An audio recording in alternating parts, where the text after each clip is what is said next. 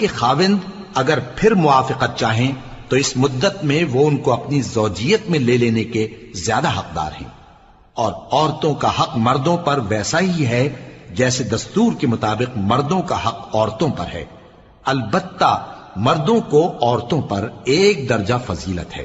اور اللہ غالب ہے، صاحب حکمت ہے۔ طلاق صرف 2 بار ہے، یعنی جب 2 دفعہ طلاق دے دی جائے تو پھر عورتوں کو یا تو بطریق شائستہ نکاح میں رہنے دینا ہے یا بھلائی کے ساتھ چھوڑ دینا،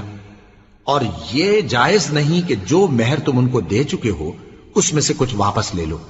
ہاں، اگر زن و شوہر کو خوف ہو کہ وہ اللہ کی حدوں کو قائم نہیں رکھ سکیں گے تو اگر عورت خاوند کے ہاتھ سے رہائی پانے کے بدلے میں کچھ دے ڈالے تو دونوں پر کچھ گناہ نہیں۔